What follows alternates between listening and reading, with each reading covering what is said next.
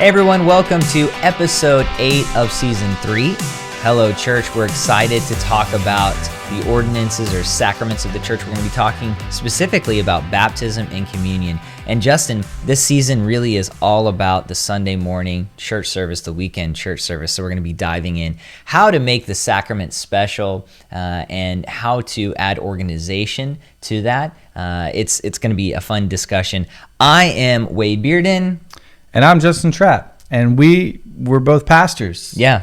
For many, many years, and now we serve at Ministry Pass and helping equip and resource church leaders. And so, thank you for being here with us.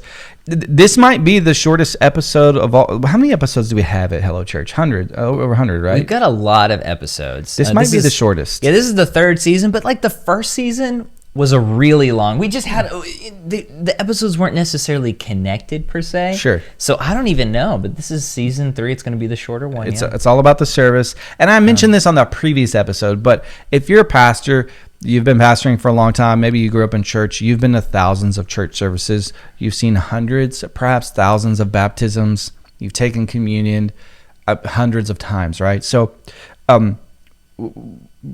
there will be a few practical nuggets today that you can walk away with, and most of these you probably implement or practice, and maybe there's one or two things that'll be able to help you. I'm totally discrediting the value of this episode. I think too, like a lot of times when we think of baptism and communion and all that, we're like, we've done this so many times. But it's great. It really at any point in life, whenever we've been doing something so often, to every once in a while just kind of take a step back and say, how could I maybe do this better, or how could I do this differently? So we're gonna jump right in to that. So that's this episode of Hello Church, and Justin, we'll start first with baptism. Baptism is so important, and whenever we do baptism at our church, it's usually one of my favorite services. It's always powerful. Exciting. But I also know part of the reason it's powerful is because our church does it really well, in my opinion. No, our church does it well. And I will say this, if you want to increase the number of baptisms, here's my suggestion on what you can do. At frontdoor.church, we have a resource, and you could create your own resource. So you don't have to use Front Doors, but this is an example. At frontdoor.church, we have a resource called Should I Get Baptized? And this is a resource that churches can promote and use in an email sequence so that you can promote it from the stage. I think it's anytime you have a baptism service, this is naturally a great time to say, hey, listen, maybe this is exciting to you. Maybe you've wondered if you should get baptized. We have a resource that's free. We'd love to send to you. It's a short little PDF that explains some of the foundational aspects of water baptism and answers the question, should you get baptized? And we'd love to send it to you. Go to this website or go to our website. It's a free download. I think if you can educate people, right, you can take some of the mystery away from it. Maybe they grew up in another denomination where baptisms are automatic. Maybe they got baptized as a child, and they're like, hey, my life is a lot different than it was when I was a kid. I'm not sure if I should get baptized again. Like, you could answer a lot of those questions, and the more that you can answer those questions, the more people that you're going to get to get baptized, which I think is a wonderful thing for the church and a wonderful experience for them. Yeah, so use that resource, and even if you don't use frontdoor.church, talk about these issues from the stage or maybe send out a video. You want to talk about this from a theological standpoint. I would also say even from a practical standpoint, for some of us, the idea of getting baptized, maybe we've been in church for a while, it's like, there's nothing to it. But there are some people who actually kind of nervous about doing it in front of the church. Totally. About even going underwater while they're being pushed back. So even little details like that, I think, could be super helpful to just kind of put people at ease and let them know how the process works from a practical standpoint. And just a PSA, don't hold the corded microphone while you're standing in the water. Just a short PSA. Yeah. A few things real quick, and we can go to communion. Be intentional about when you hold your baptisms. Give your people enough time to sign up. Make sure you communicate properly. I think that's, especially, let's say you're going to do a baptism service in a month. You could start saying, hey, we have this free resource. Maybe, you're not sure if you should sign up or not. Here's a free resource, and then go through this and then let us know. just give them enough time. I think Easter is obviously a great time to do some baptisms. Maybe do baptisms a little different. Perhaps you could do an outdoor event if you're able to facilitate that. But just have enough time, and then just be real practical.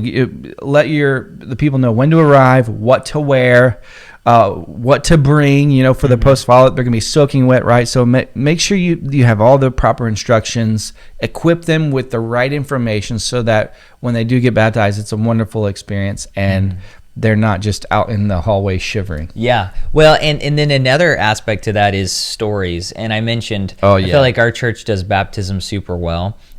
What they do is they always talk to each person, and they share their story with the congregation. And I think there have been times when they've allowed people who were being baptized to share their story, but a lot of people are uncomfortable on the microphone. Sure. And so what will often happen is the pastor will share that story. Like whenever I baptized my son, I did the talking for him because he really didn't want to do that on his own.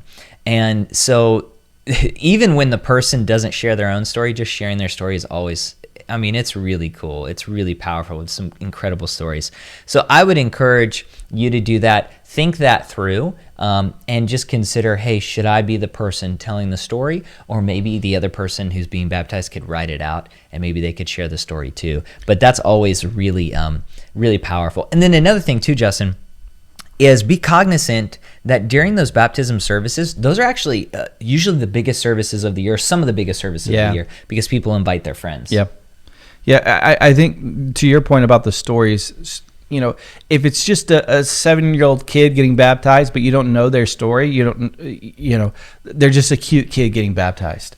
But the congregation hearing maybe, a statement from them, or you can just share a little bit, like you mentioned, where the whoever's baptizing them can share something, that means so much more than just a cute kid getting baptized. So make sure you're able to present that or communicate that in some way, whether they share it or you share it. Let's talk about communion real quick. Yeah. So communion is really important, and it's really important to me too. Whenever I think through the church service, I personally love doing communion every week, and I know different traditions do that differently. I think growing up we did it once a month on a Sunday night. Yeah, same. But I love doing it on Sunday morning with the entire church. Did y'all have the open plate of crackers or the prepackaged one where like the cracker was on? So we had kind of an open plate, but they were like little pellets. Oh yeah, they were like little pellets, but they were actually like the really square tasty. ones. Yeah, rectangle. Yeah. And so we would do that, and we'd have the little communion. I grew up on the little square, like cracker type things. Yeah, I remember those. Then when I went to another church later, they had like the really thin plastic tasting wafers. Oh yeah, that's a good point. I appreciate it when the church thinks through what's being used, because I've tasted some of those. So it's like, okay, take communion, it's a really powerful moment, and then you put the wafer in your mouth and it's just absolutely horrible, and it takes, for a brief moment, it takes you out of that experience, because you're just like, what is it? It's like sticking to the roof of your mouth. So think through that, and then just think through how often you're going to take communion, and put that on the schedule, because if not, I'm telling you, you'll go 3-4 months. Yeah. And we're supposed to do this often in remembrance of him. And so we need to think through that. I think that's really important. And then think through how that's all going to work in terms of the flow of people. Are they going to get the elements when they get in? So we had communion right after the message this last week, so everyone got it walking in.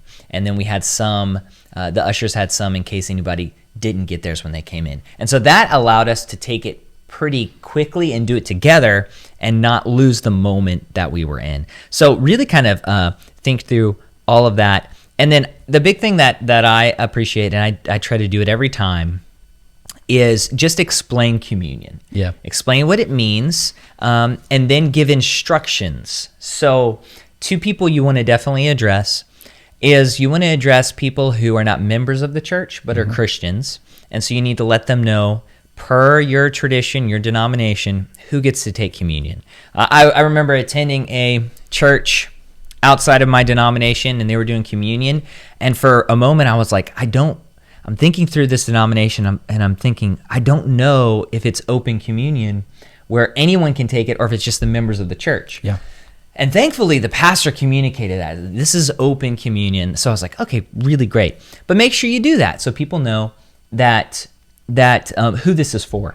And then the next person you want to address is the unbeliever. So you want to talk through that. And my pastor years ago said this, so I say the same thing almost every time. I say, hey, if you're here and you'd say you're not a Christian, you would not take communion, but no one's going to look down on you. Mm-hmm. Like we're so glad you're here, and if you have any questions, we're happy to answer them. And that just really kind of sets the tone of like, hey, like this is a place where unchurched people can come, and we're letting you know you shouldn't take it because of peer pressure if you don't mean it. And but we're also not going to look down on you. We're here to help you. Yeah. So make sure you talk through that with your people. We actually have a podcast in the Ministry Pass network. It's called Preaching Through Podcast, and they actually have an episode where they talk about communion, how they moved communion to the beginning of the service, the end of the service, and so that may be helpful as they talk. They were in a particular series called We Want a King, and they were going through 2 Samuel and 1 Kings, and he had mentioned none of the passages really transitioned well out of the sermon into the communion, so they moved communion to the beginning of the service, and they thought it worked really, really nice. So check out Preaching Through Podcast. That's a first season, and it's gotten really great reviews and has been well received. Yeah. So we think you like that, especially if you don't like Hello Church. You'll love Preaching Through. And then maybe just a tip. One of the things I do is I try to keep a running list of good illustrations that help people understand communion. And so I just kind of keep that tab. And that doesn't mean you have to use a specific illustration every time, but maybe you do that once a month. Maybe 3 out of 4 weeks, if you take communion every week, you do kind of a shorter explanation. And then once a month, you say, hey, I was actually reading this story recently, and it helped me to understand communion a little bit better. So keep that running tab. If you use Sermonary, you can keep an ideas folder and just kind of put it in there as you think of it, and so you just when you're taking communion, you're ready to go. Do we have a communion template on Sermonary? We don't have a communion template. So many denominations do it differently. Yeah.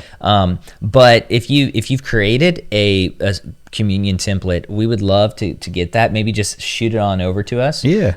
You can leave it in the comments or leave a link to it. That would be great to look at and give people an idea of how you go about doing that, because there are a lot of different passages to use. I think a lot of times we just use 1 Corinthians 14 maybe, but there are a lot of passages you could use from the Gospels too. So yeah, cool. Hopefully we had a few practical nuggets that help you elevate your baptisms or your communion elements in the service. Like I said at the beginning, right? You guys have been doing this for a long time, so you've sat through dozens and hundreds of these, but I think it's safe to say that there is always an area for improvement in our services, whether it's a baptism or it's a worship set or it's the sermon. There's always ways to improve the way that we present the gospel, the way that we communicate to people in the room, because remember, it's a diverse group of people, from the unchurched couple to the couple that's been Sunday school teachers and small group leaders and small group hosts. They've been in church decades, and everybody in between. And so our job as church leaders, as pastors, as communicators, is to make sure that we are putting our best foot forward, so that when your people are experiencing and worshiping together and they're hearing the sermon, or you're trying to explain baptism, that half the room isn't leaving confused, but that we are doing our best to really communicate the gospel and to present a message that is clear, that is cohesive, and that's compelling. Yeah, definitely. Make sure to leave us a review on Spotify or Apple iTunes. You can give us a comment on YouTube too. Tell us what you thought of the episode, along with any ideas that you have.